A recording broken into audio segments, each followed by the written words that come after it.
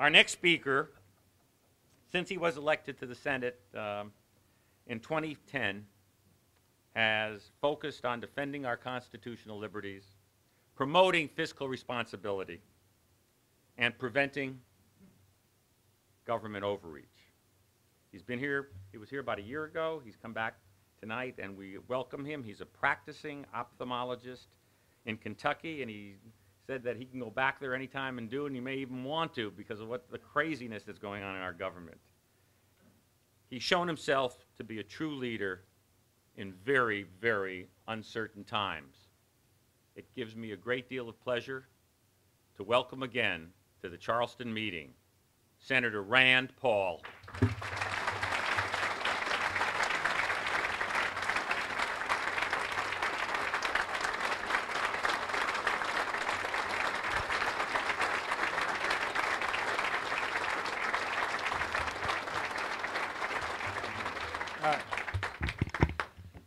But he still gets the timer. Thank you, Mallory. It's great to be back. It's good to see my friend Mark Sanford and Justin Amash here. They get it. They understand, you know, everybody here wants to defend the Second Amendment, right? You want to defend the Second Amendment, you got to defend the Fourth Amendment. You want to defend the Second Amendment, you got to defend the First Amendment. In fact, why don't we just defend the whole Bill of Rights?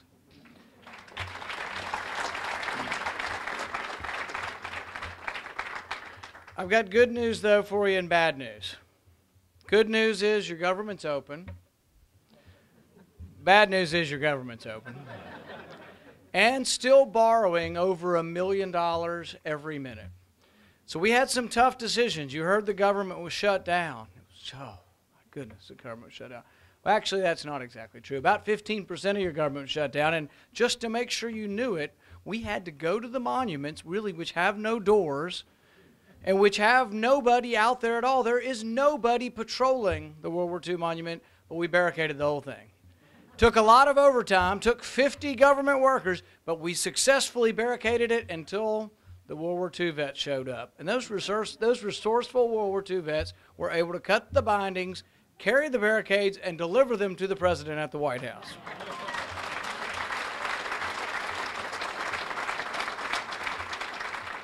But during this, we had to classify, all throughout government, we had a mandate. We had to classify essential versus unessential government workers.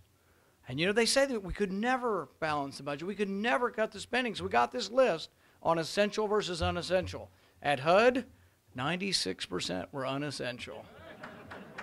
This is coming from them, not from us, from them.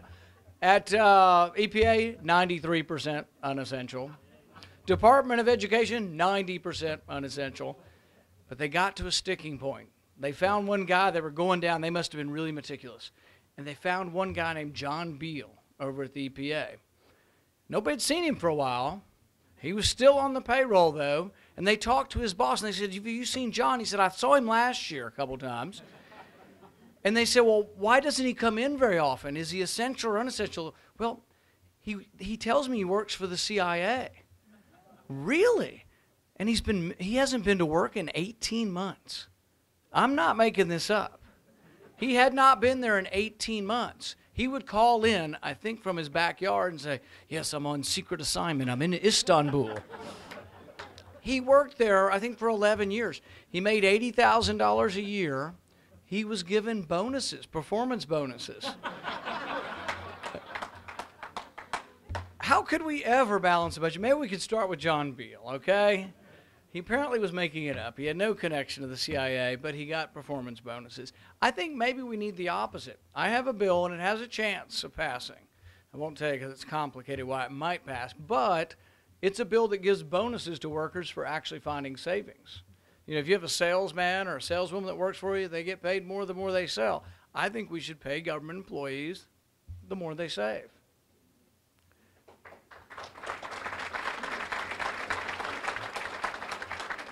The opposite happens. You know how it all works in government. If you've got $1 million left over at the end of the year, you spend it really fast. That's why Harry Reid loves getting those conventions. $1 million left. We got 2 weeks to spend it. Where can you spend $1 million in a weekend? Las Vegas. My wife gets so mad at travel for the government. Not only do they have you, they want to give you something you don't want and can't afford, Obamacare, but then it's free and you still won't take it. So they have to advertise it, and then they have to pay someone who travels around to promote it. We've got that for every government program.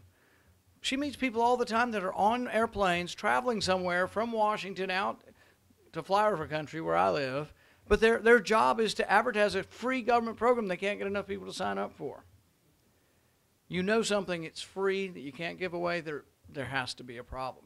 So we've got Obamacare, and you've heard a few people have been canceled.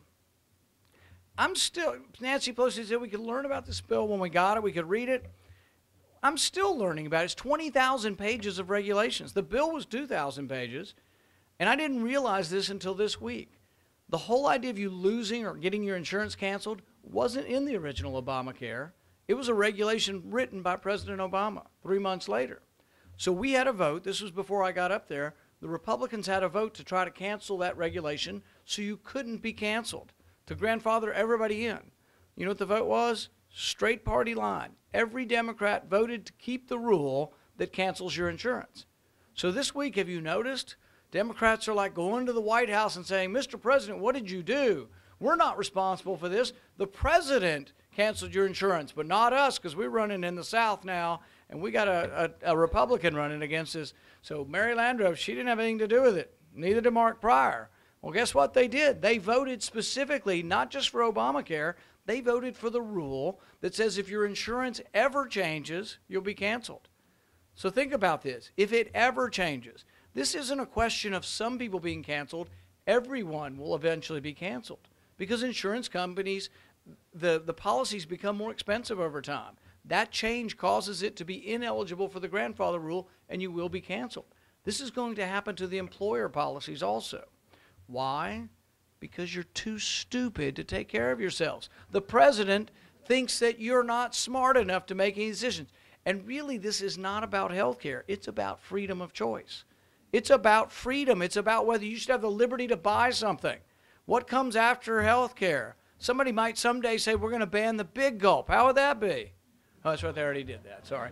But what's next? We got health care. We got the big gulp. I mean, you name it. They're coming. They're coming after your donuts. Did you hear they're coming after the trans fat in your donuts?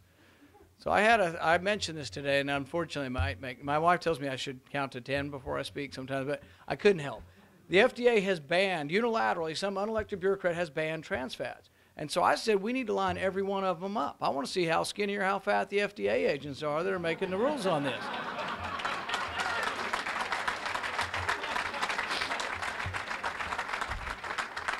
And not only that, any of them with a BMI over 16 or whatever the number you're supposed to have, I want to see them on the treadmill, and I want somebody from maybe OSHA lashing them while they're working on the treadmill.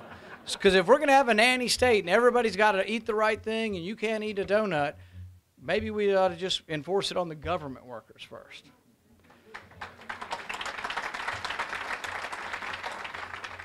One of the questions to Justin was, how do we get a bigger party? What do we do to win? How do we win again? I think you've got it down in South Carolina, and since you're doing so well, you need to help us in other parts of the country is what you need to do. But we do need a bigger party. We need a party that looks like America. With tattoos, without tattoos, with ponytails. Where's Rocky D? Rocky D, you got a ponytail? Turn around, look. I don't know if he's a Republican or not, but he's here tonight and he's got a ponytail, okay? With earrings, without earrings, young and old. If we can agree that we want a smaller government, that we want power limited, it means you can have people of all kinds of different stripes. White, black, brown, we need everybody. But some say we can't win unless we dilute the message. We have to be not really for tax reduction, but let's be for revenue neutral tax reform. I tell people all the time, these Republicans are like, we got to have revenue neutral tax reform. I said, I would still be sitting at home or practicing medicine or throwing stuff at my TV. I wouldn't have done all of this to come to Washington to be for revenue neutral tax reform. No one is ever going to knock on a door for you because you say, hey, I'm for revenue neutral tax reform. Who cares? Let's be boldly for what we're for. Smaller government, less taxes, less regulation.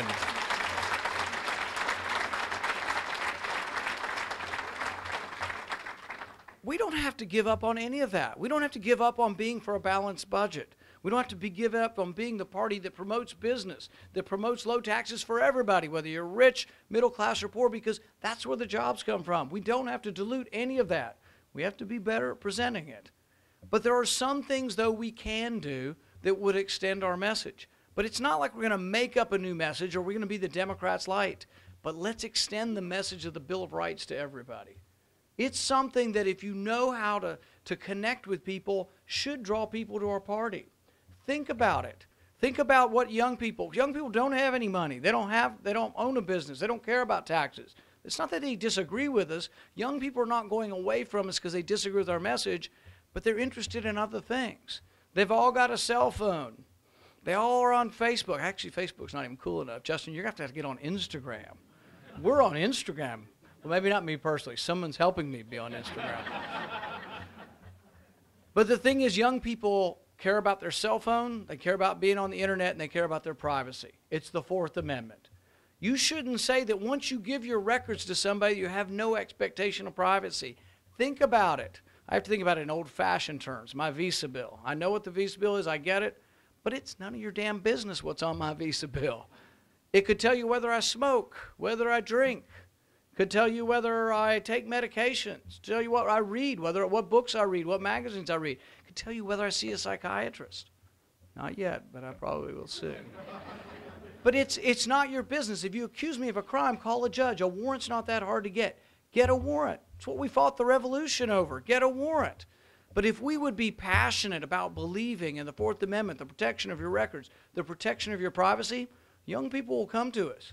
His numbers have dropped 20 points in the last month. Young people will come to us on the issue of privacy. You get a Hillary Clinton who doesn't care about your privacy, who doesn't care about the Fourth Amendment, we could be the opposite. We could be the party who does. But it's not changing our message, just believing in the Bill of Rights.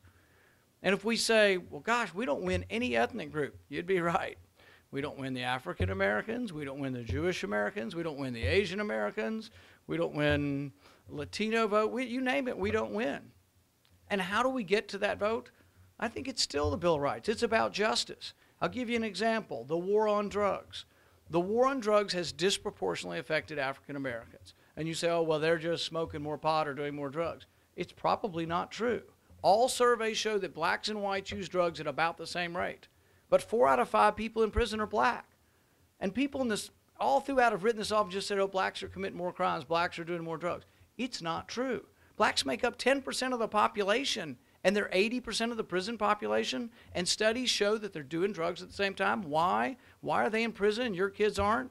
Because your kids aren't standing on the street, but your kids are still probably smoking pot in the car somewhere. Not everybody, but I mean, does anybody know someone here who got in trouble when they were a kid? You got a lawyer for your kid. The person who lives in a poor section of town doesn't get a lawyer. And we go there, or the police go there, because it's easier to convict them. Why don't we be the party for justice? Why don't we be the party that says you shouldn't put a kid in jail for 10 years for possession of marijuana? I'm not talking about legalizing it, but I'm just saying let the judge have discretion. In Kentucky, we have drug court. We try to treat them reasonably. We don't say it's okay, but we don't put them in jail for 10 years. Weldon Angelos is in jail for 53 years. He's 22 years old. He got a 53-year sentence. No chance of parole for selling marijuana. You say, oh, well, selling it's bad. They all sell it because they can't afford to buy it to use it unless they sell it. It's not good. None of it's good. But we got to be the party that, or some of us should be, at least a party that says we're for justice for these people. What happens if you go to jail for 3 or 4 years for drugs? Unfortunately, half of our society, white and black, has kids, and they're not married. You come out with child support. In my state, it's a felony not to pay your child support. You go back to jail if you don't pay your child support. You get out, you're a convicted felon, you're trying to get a job. So I think these are things we could talk about. To me, it's not changing the message. It's still being for the message. Most of us are Christians or Jewish or of some religious faith. We believe in forgiveness. I mean, not that there shouldn't be punishment, but there should be some rehabilitation. They asked Jerry Falwell 20 years ago about this. They said, if a young person in your congregation were caught with marijuana, would you rather incarceration or counseling? He said counseling 20 years ago. So this isn't, I don't think, that out there a position. But I think if we were for things like this, maybe people would pay attention. If we would show up in the African American community, the Latino community has the same kind of thing, disproportionate arrest record. If we were to do this, I think people would pay attention. Think about Richard Jewell. You remember Richard Jewell? Everybody said he was guilty, that Olympic bombing. He looked like a bomber. He was an introvert. Well, I guess I would want some kind of protection if you're an introvert and you look like the bomber. But anyway, he wasn't the bomber. But think about why it's important that you have a trial. You know, think about if he'd have been a black man in 1920, what would have happened to him? Think about, we have a law in the books now that says, and Justin's worked on this a lot, indefinite detention. It says that an American citizen could be sent to Guantanamo Bay without a trial, without a jury, without a judge, without a lawyer, forever. And I had this debate with another Republican on the Senate floor, and I said, really, you would send an American citizen to Guantanamo Bay forever? He said, yeah, if they're dangerous. And I said, sort of begs the question, who gets to decide? We really have to think these things through. The reason you want due process, the reason you want a jury trial is people can be falsely accused. You can have the wrong person. But think about that message, if we were to bring that message to people who think and have evidence, historical evidence that they've been treated unfairly. Think of the Japanese Americans in World War II. Think of African Americans in parts of the South. Think if we brought that message, which isn't changing or diluting our message, bring that message to people who haven't heard it. I think we can do better. And I think finally, if we were to bring our message with optimism, there's a painter by the name of Robert Henry, and his instructions to younger painters were paint like a man coming over the hill singing. I like the image of that. I think when we become the party that proclaims our message like a man coming over the hill singing, then I think we'll win again. Thank you very much.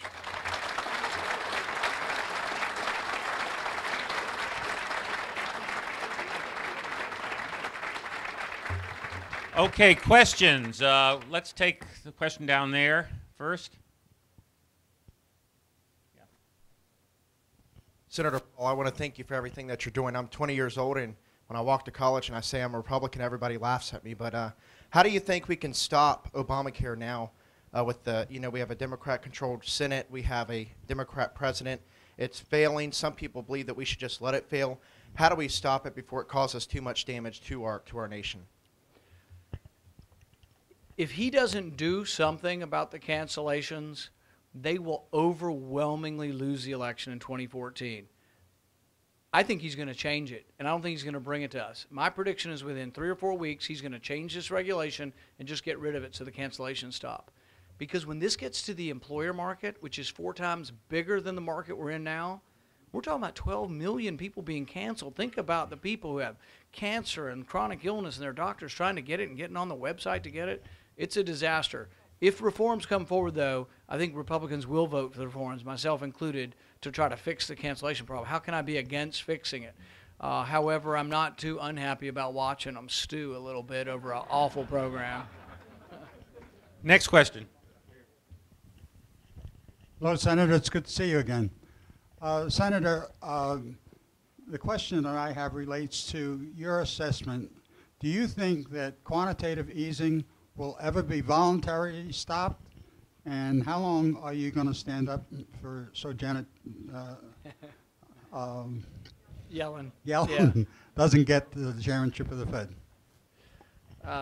Well, there are physical limits and urologic limits to how long you can stand and speak. And you can only really slow things down for about a day or two. And I haven't decided whether how I'll oppose it. I will oppose it and require that she have 60 votes. I think it's important that someone talk about the Fed. We don't talk enough about it. Interest rates are the one thing that goes throughout the entire economy. They're supposed to send a signal to everyone about how the economy is faring. If you keep them below the market rate, you keep encouraging people that everything's okay. Keep buying stuff. Or in 2007, keep building houses because the interest rates are so low. So I think it is a problem. We will oppose Janet Yellen. I told him I'll make it easy on them if they give me a vote on Audit the Fed. We're going to take a few more questions, but before we take a few more questions, I want to thank the Citadel cadets who helped get everybody seated and help put some control into this organization. And I also want to remind you again that December 2nd is the next meeting with Congressman Stutzman from Indiana. And the next question.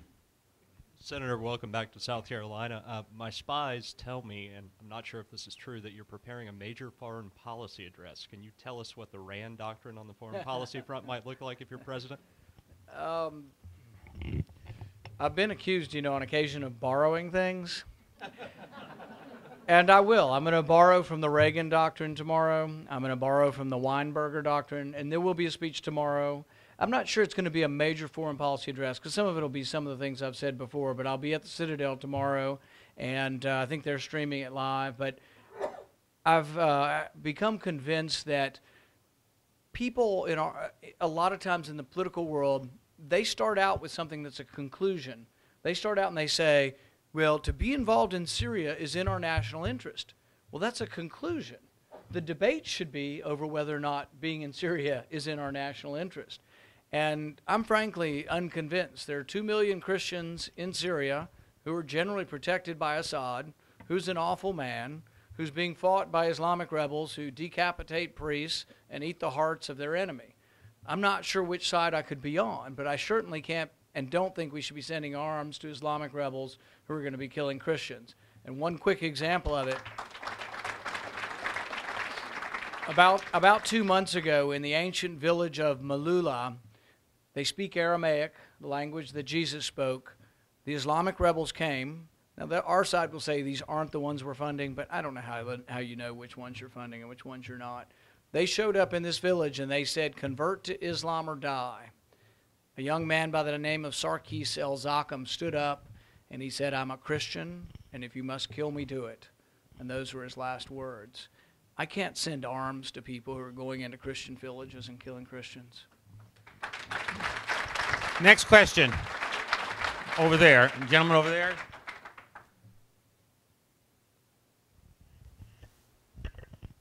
Thanks, Senator. Immigration reform seems like a real trap for the Republicans. So how do we craft a bill that will be seen favorably by the Hispanics, but yet doesn't allow the Democrats to get a majority for the next 20 years? In general, I'm for immigration reform. I did vote against the bill, though, because one of my main complaints about the bill, I have two main complaints. One, if you want to fix illegal immigration, you have to expand legal immigration. In the bill, which is supposed to be this really broad-minded, liberated bill of immigration reform, they for the first time limit agricultural workers, the people who come to our country to pick crops. They limit it to 100,000. Well, the Chamber of Commerce says 400,000 people come every year. So if I were to vote for that bill, I'm voting for 300,000 illegal immigrants to come in every year. The other thing the bill does is 40% of the 11 million who are here came here legally. They tried to follow our paperwork, and this is where I have become more sympathetic to them. The reason they're illegal is because of our government, and because our government has a crummy visa system. They came in legally, but then they working for $9 an hour picking crops, but then they saw a construction job for $14 an hour. What would you do, or what would you tell your son to do? Go take the $14 an hour job, and they do. It's illegal. Under the Senate bill that I voted no on, it's still illegal. So they didn't fix the work visa program. They didn't make it legal to go from one category to the next. And then my final complaint is I don't trust the president, this one or maybe the next one, but I don't trust the president to make the decision on the border being secure. I think Congress should make the decision. So I had an amendment that said that we would vote each year. We would give more work visas. That's the main thing I would do.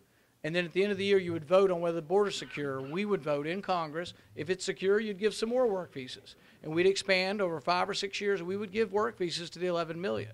Not everybody will agree with that, but that's my position. I think that is coming towards the other side to try to find a middle ground. I am worried about it going to a conference committee because on our side, all the Republicans, or a lot of the Republicans that would be on the conference committee, are the people who supported with the Democrats the Senate bill. I think the only way we could pass something is for the Speaker of the House to make a deal outside of the conference committee that we're going to do something on border security and maybe something on work visas, and then we're just going to limit it to that, and we'll see how it goes for a few years. If it's going directly to voting, I don't think the House is going to vote for that. Time for a couple more questions. Let's take that question over there. Gentleman right over there.